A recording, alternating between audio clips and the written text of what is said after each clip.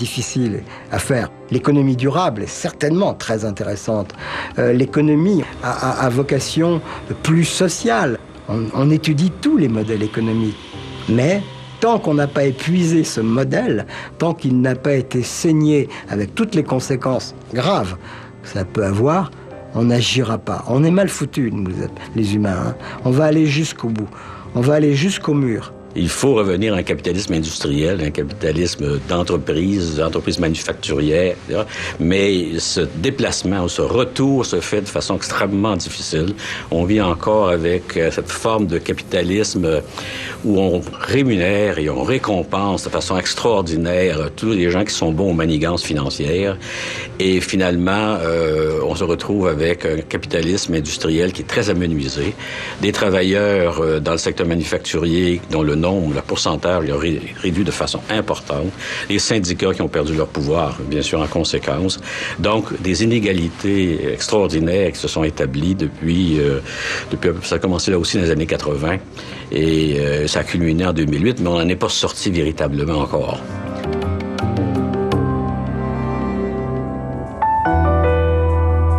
La quête du profit à tout prix est-elle au cœur du problème? On accuse aussi la spéculation boursière et la course à des rendements toujours plus élevés, dans un laps de temps toujours plus court. Qu'en pense l'entrepreneur Charles Sirois, qui a créé une vingtaine d'entreprises au cours de sa carrière, l'humoriste Martin Matt, fin observateur de la nature humaine, et le gestionnaire Andrew Molson, dont l'entreprise brassicole est inscrite en bourse depuis 1945. Le monde des actions, le monde de Wall Street, exerce beaucoup de pression sur les gestionnaires de l'entreprise. La pression très, très court terme. Est-ce qu'à tous les jours, vous, à la fin de la journée, vous regardez quelle est la cote, là? Pas moi, mais certainement, il y a beaucoup de gens qui regardent le prix de l'action. Mais je vais être franc, quand le prix de l'action est plus bas qu'on pense qu'il devrait être, je le suis de façon plus près, parce qu'on a un rôle à jouer. Au niveau de la gouvernance, quand le prix de l'action est à une situation plus difficile. Mon père avait une entreprise, il voulait faire de l'argent, faire du profit, payer son monde, puis avoir un petit peu de luxe pour se payer du bon temps. Je trouve qu'aujourd'hui, c'est faire énormément d'argent. Et ça, j'ai un problème avec ça. Moi, j'ai payé 29 $ pour aller voir U2 quand j'avais 17 ans. T'sais. Puis j'ai repayé 50, puis 60. Et là, la dernière fois, c'était 300 $. T'sais. Les salaires ont peut-être doublé, mais pas 10 fois plus. T'sais. Donc, au lieu de faire 8 millions de profits, ils en font 80 millions. T'sais. Je trouve qu'il y a une démesure qui n'existait pas il y a peut-être une décennie ou deux. Je pense pas que c'est le profit qui est l'élément de décision à tout prix d'une action de l'entreprise ou pas. Une entreprise adresse plusieurs groupes différents d'intérêts. Elle adresse ses employés, elle adresse ses actionnaire, elle adresse ses clients, elle adresse ses fournisseurs, elle adresse beaucoup. Alors, il y a une balance à aller chercher dans tout ça. Mais la chose qu'elle doit adresser absolument, c'est sa pérennité. Et prendre des décisions qui n'entraînent pas la pérennité, là, ça met en danger toute l'entreprise. Prenons la problématique française. Là. Il y a peu de mobilité en France, parce que réduire le nombre d'employés en France d'une entreprise, c'est un très gros problème. Mais la France est en train de souffrir de ce manque de mobilité-là, parce qu'on vit dans un monde ouvert au point de vue commercial. Alors, qu'est-ce que doit faire une entreprise française en disant, je vais perdre de l'argent, puis bon, mes actionnaires vont payer ça, mais on va rester ici en France, mur à mur? Qu'est-ce qu'on fait avec ça? Je pense que ça, c'est une décision où est-ce qu'on met la pérennité de l'entreprise en cause versus d'autres choses. C'est une question de balance au bout de la ligne.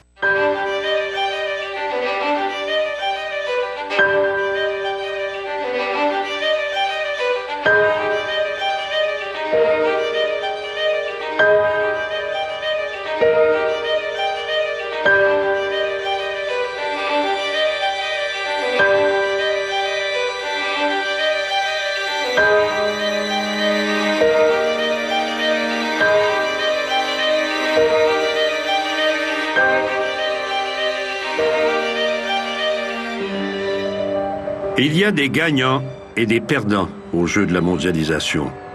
Les marchés n'ayant plus de frontières, l'économie s'est complexifiée.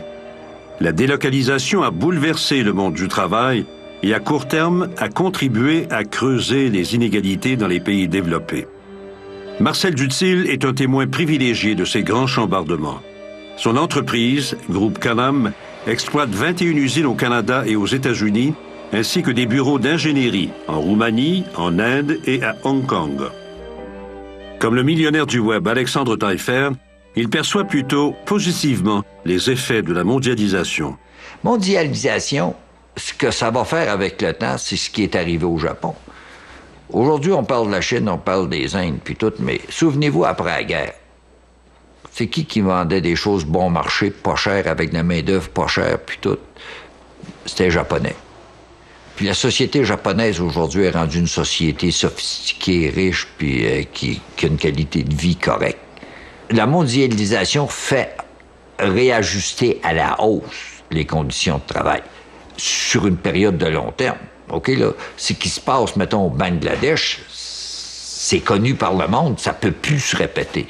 Je suis convaincu que ça réajuste à la hausse. Aujourd'hui, on voit, par exemple, en Chine, un certain ralentissement. La raison de ça est qu'il y a un déplacement et on s'en va vers les Vietnamiens, on s'en va vers les Sri Lankais. Alors, les Sri Lankais sont les Chinois des Chinois. Donc, il y a un déplacement qui se fait et il y a un enrichissement qui se fait. Et on se rend compte que c'est peut-être pas une mauvaise idée de ramener la production à l'intérieur de ses frontières ou pas trop loin de chez soi. Vous savez, aujourd'hui, le salaire de quelqu'un en Inde, en informatique, c'est à peu près le même prix qu'un salarié maintenant qu'on paye au Québec. Alors, l'avantage aujourd'hui est presque plus là. Puis quand on prend en considération la barrière avec la langue, les fuseaux horaires qui sont différents, alors il y a un rapatriement de ça. On le voit aussi aux États-Unis. Le relancement de l'économie américaine passe beaucoup par le manufacturier dans le Midwest américain. Moi, les gens ici qui ont étudié puis qui font tout ce qu'on appelle le domaine des TI, les technologies de l'information, on a une pénurie à Montréal, une pénurie. On s'arrache les employés, puis on engage des jeunes qui ont 25, 26, 27 ans, puis ils ont des salaires de 60, 80, 100 000. Alors, les jeunes viennent de partout, ils ont fait leur cours de TI, pas nécessairement, c'est des programmations, c'est pas de l'ingénierie nucléaire. Alors, c'est possible. Il y a de l'emploi à Montréal, il y a de l'emploi au Québec, mais il faut avoir la formation pour aussi. Alors, mais pour ça, il faut avoir l'ambition. Moi, j'ai toujours dit, et je crois fortement, que la Société du Québec, si on veut être une force économique, il faut être une économie de propriétaires. Il y a plusieurs formes de propriété. Qu'est-ce que ça veut dire, ça? L'économie se globalise. Donc, les emplois vont être créés par les entreprises un peu partout dans le monde en fonction de certains impératifs. Hein? L'industrie du vêtement, exemple, est très forte à Montréal. Le design est fait ici. Les vêtements sont faits au Pakistan, sont faits un peu partout. Mais le design, la commercialisation, la conception sont faites à partir de Montréal. Pourquoi? Parce que les propriétaires sont à Montréal. Si les propriétaires étaient à New York, ça se ferait à New York. OK? Mais le propriétaire est à Montréal. Alors, une économie devient riche et maintient sa richesse dans une économie globale par le nombre de propriétaires qu'elle a sur son territoire. Pourquoi? Parce qu'un propriétaire, c'est le maître de la destinée des entreprises. On peut être propriétaire sous plusieurs formes. On peut être propriétaire par les entreprises privées, on peut être propriétaire par les entreprises coopératives, on peut être propriétaire par les sociétés d'État. Alors, pour moi, une économie de propriétaires, c'est une économie qui aime les propriétaires, c'est une économie qui encourage les gens qui sont des propriétaires à se développer chez nous, à demeurer chez nous et à transmettre leur propriété à des gens de chez nous.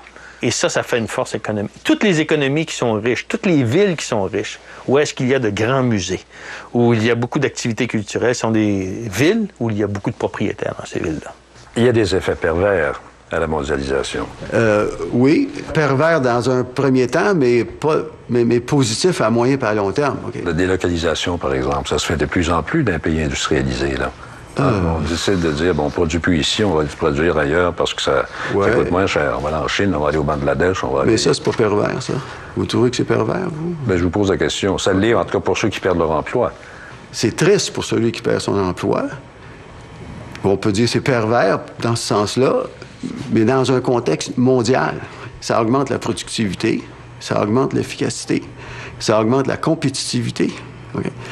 Puis ce qui fait que il y a une richesse collective qui se crée. On pense toujours à l'échelle mondiale. Puis plus vous allez créer de richesse sur le plan collectif, bien, le type qui perd son emploi à Longueuil, c'est sûr que lui, il n'est pas gagnant peut-être dans ça. Sûrement pas à court terme, en tout cas. Peut-être qu'à moyen terme, pas à long terme, il va être gagnant parce qu'il peut se réajuster, se réaligner, puis suivre des cours, puis se trouver un emploi différent qui est peut-être plus rentable, finalement, que s'il avait continué dans cet emploi-là. On ne sait pas, là. Vous savez, la vraie richesse, là, c'est la productivité, là. C'est ça, la force du système capitaliste, c'est de provoquer cette compétitivité-là qui fait en sorte que le système est toujours de plus en plus productif, puis crée de la richesse additionnelle pour l'ensemble de la population. Hein. Selon Marx, le capitalisme, dès son origine, de par sa nature, se fonde sur l'exploitation du travail d'autrui, donc sur l'inégalité sociale, mais sans doute sous l'influence de la religion, le capitalisme pouvait se développer sous le signe d'un certain humanisme. Alors qu'aujourd'hui, il faut constater que le capitalisme évolue, bien évidemment. Et aujourd'hui, avec ce qu'on appelle couramment la mondialisation, le capitalisme est devenu de plus en plus inhumain au sens d'anonyme, mais au sens aussi où le monde des entreprises tend à se délester de ses responsabilités sociales. Si on donne un cas récent, il y a une grande banque constatant qu'elle pouvait faire des économies sur sa masse salariale, n'a pas hésité à amener des travailleurs indiens pour remplacer des employés d'ici. Est-ce qu'il y a des mises à pied qui sont faites et puis on va chercher à ce moment-là du cheap labor? Hein? Vous l'avez fait, ça? Non, on l'a pas fait d'outsourcing en Europe parce que nous, on a une contrainte qui est très évidente, entre autres, il y en a plusieurs. C'est que du point de vue linguistique, je peux pas faire de transfert d'emploi en Inde ou dans des pays comme ça. Les employés ne comprennent pas. Deuxièmement, la réalité... Si vous pouviez, vous le feriez? Non, parce que la réalité, c'est que j'ai pas eu besoin de le faire. Moi, une des grandes sources de fierté, j'ai 2500 employés plus que j'avais quand je suis rentré comme président. 800 environ viennent d'acquisition, 1700 viennent de gens qu'on a embauchés. Alors, c'est pas vrai que l'augmentation des revenus puis des profits des 5 dernières années était faite sur le dos des employés. On a plus d'employés qu'on avait.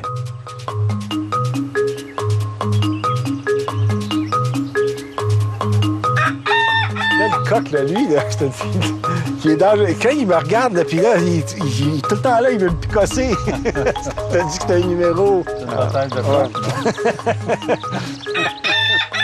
Cette réputation d'être dur en affaires, on dit Péladeau, Pierre-Carl Péladeau, il est dur. Est-ce que vous acceptez ça? Ou est-ce que ça vous ennuie? Est-ce que vous dites, là, on me connaît mal? Est-ce que... Vous savez, on peut pas contrôler son image. Et moi, ce qui m'importe, c'est de faire en sorte de faire mon travail. Est-ce qu'il y a des défis dans une entreprise? Oui. Est-ce qu'il y a des choses qu'on aime faire plus que d'autres? Certainement.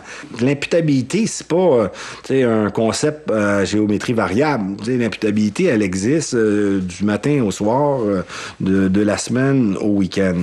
Alors, oui, on peut toujours, puis il y en a qui gèrent de cette façon-là, amener des entreprises en déclin jusqu'au bord du précipice, puis après ça, les envoyer dans le précipice. Moi, j'ai trop d'estime pour les employés, pour les collaborateurs et les collaboratrices. Si des décisions difficiles doivent être prises, je pense que c'est le rôle du PDG de les prendre. C'est clair que c'est pas agréable. Il y a personne que je connaisse qui aime poser des gestes semblables, mais en même temps, je pense que l'imputabilité, la responsabilité, une fois de plus, ce sont des valeurs qui doivent guider les dirigeants d'entreprise. Julie Godin est vice-présidente exécutive aux ressources humaines chez CGI. Elle prendra éventuellement la relève de son père, Serge Godin, fondateur de cette entreprise qui compte quelques 70 000 employés dans une quarantaine de pays. La manière qu'on gère CGI, c'est vraiment la responsabilité dans chacune des régions qu'on appelle les fameuses unités d'affaires. Puis, ces unités d'affaires-là, il faut absolument qu'ils soient rentables, évidemment, si on veut que la pérennité de l'entreprise soit là. Donc, c'est sûr que dans certaines régions, il y a dû avoir, malheureusement, des mises à pied qui a dû se faire pour, justement, assurer qu'on soit profitable et qu'on puisse continuer de grandir. C'est dur à faire? Bien, c'est sûr.